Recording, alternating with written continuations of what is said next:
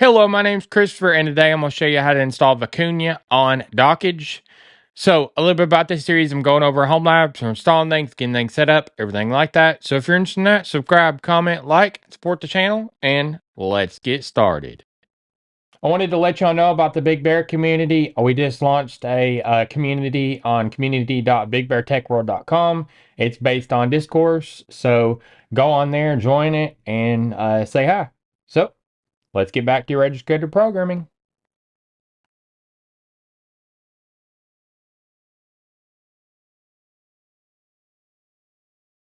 So this is what will be installed today. The open source self-hostable to-do app organize everything on all platforms. It makes it to where you can have to-dos on this screen and then search them, and then upcoming projects, labels, teams, and then there you go. You can have a Kanban. So it's pretty cool. You can stay organized, collaborate with peers, use it how you need it since it's open source. If you go up to the features here, you'll see more features. Built for speed. This is another task. The task right here. Quick add magic. Due dates, labels, assignees. View your task in whatever way you like. And then the Gantt chart. And then the Kanban board. And then table. Import your tasks from Todoist, Trello, or Microsoft To Do. So that's what will be installed today. So I'm going to start on Big Bear Video Assets. There will be linked on the YouTube description to get to this. And I'm going to go over here and type Vikunja, and then how to install Vikunja on Dockge right here. And then I'm going to go on the Docker Compose. So a version 3 of Docker Compose file format is being used. I'm going to set services, and then the first service underneath services is called front end. The image is coming off Docker Hub because there's no URL before this. This is the Docker image. This is the Docker image tag. This is currently the latest version, but by the time you look at the video, there could be a newer version by then. You can just update the tag unless something major changed. Container name's going to be called Vikunja front end. And then ports are 8081 on the host. If this does collide with another port on your host, you can change it.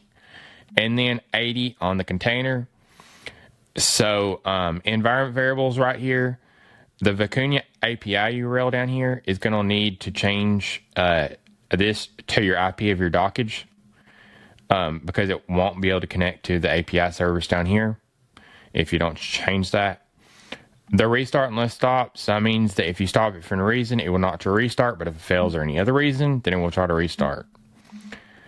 I'm going to set networks, a Vikunja network. It's defined down at the bottom. It depends on the DB and the API service, which are these. And then now I'm going to come down to the API service now. So Vikunja API, this is coming off Docker Hub by default. And then the Docker image tag, same tag as above. The container names are going to be called Vikunja API. The environment variables right here. This is the database credentials. This right here. And then these credentials should be able to connect to these right here. Because what this does is this API service right here connects to this DB service down here, and it stores data in this DB service. And so Vikunja service JWT a secret, you can change this to your own secret. And then Vikunja service front end URL, you can change this to the IP of your Dockge. And then ports are 3456 on the host and 3456 on the container. If you do change the port on the host right here, you would need to change it up here in the Vikunja API URL environment variable.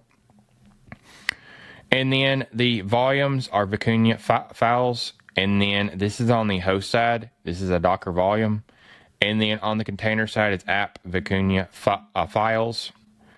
And then I'm going to set a restart policy of the same policy of unless stopped. So I mean, if you stop for any reason, it will not try to restart. But if it fails any other reason, then we'll try to restart.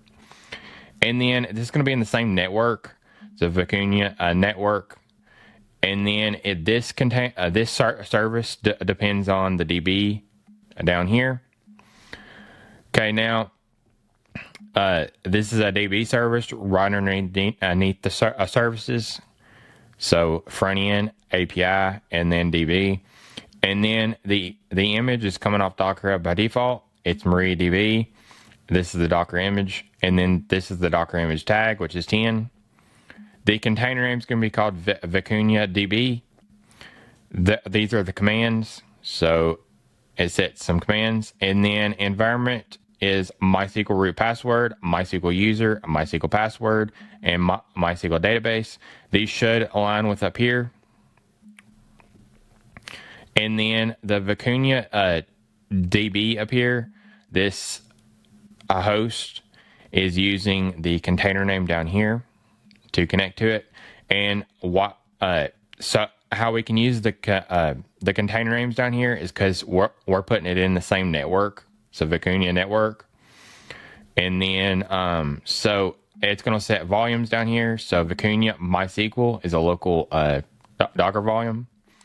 And then var lib MySQL is on the container. You do not change the container side at all. And then restart unless stop. So it means if you stop it for no reason, it will not try to restart. But if it fails for any other reason, then it will try to restart. And then now we're going to add it to the Vikunja network.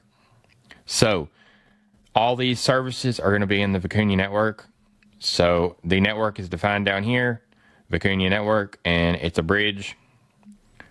So now it's going to define the volumes. So Vikunja MySQL, that's a driver, it's local.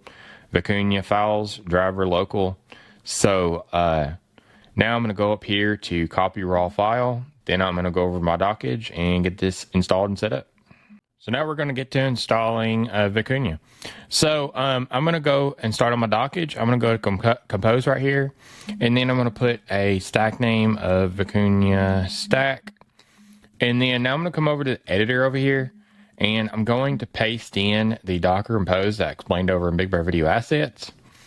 Once that's done, you'll see in the UI over here, front end, API, DB. So now I'm going to go ahead and deploy it.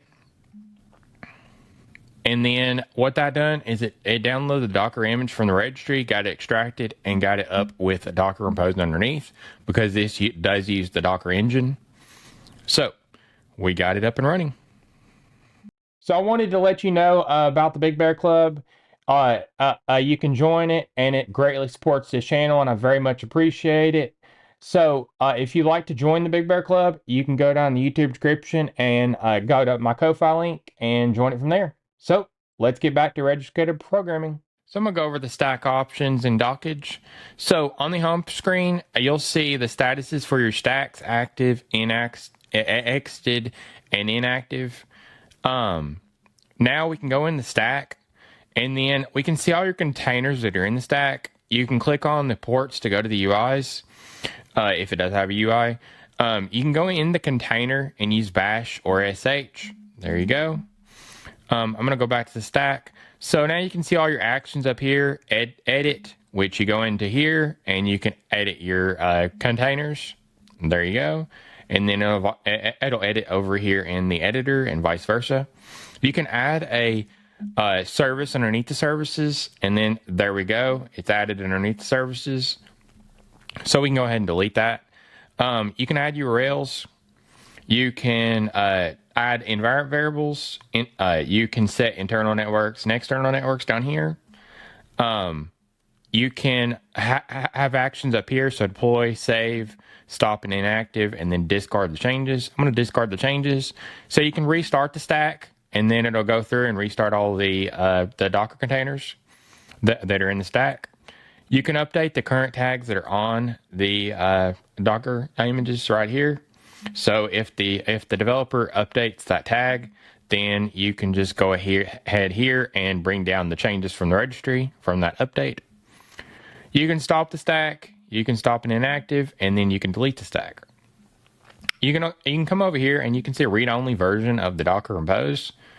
And then if you want to edit it, you just go on the edit button right here. You can also see a logs down here. So this is great for debugging and seeing what's like happening with it, with all the services. So that's about the stack options in Dockge. So now we need to change the API URL that's on the front end. So I'm going to go ahead and go to Vikunja stack. If you go to this port right now, it will not be able to connect to the API.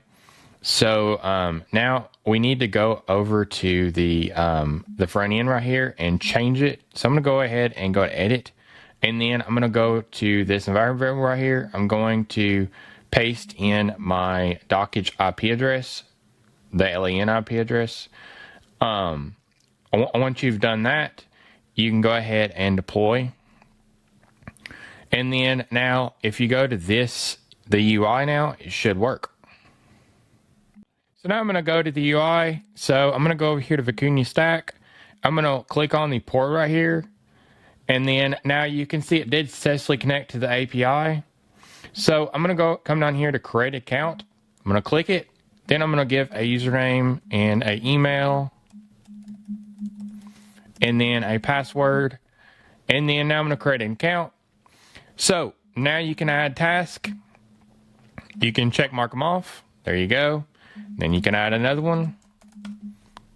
And then you can go into the task. You can subscribe, add to favorites, add labels, set priority, set progress. There's a lot of options. You can completely delete it. You can add comments to this task. And then there we go. You can add a description. Then save. There you go. You can come over here to overview. You can show upcoming, and then projects, labels, the teams, inbox. So you can change it to Gantt, a table, a Kanban board, and then now you can add a second task. There you go. You can create a new bucket. So testing bucket. And then now you can move it over into the testing bucket and move it down the line. There's some more options. You can clear filters. You can filter by it. You can come up here to settings, and then general settings, update password, update email address, avatar, two-factor authentication, export, import from other services, import, and then CalDev, and then API tokens, and then you can delete your whole Vikunja account. General settings has quite a few options. I would recommend setting this to your time zone.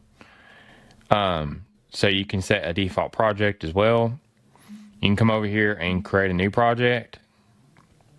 You can also put a parent project in. And then you can see your notifications. You can search. So a new task. And then testing.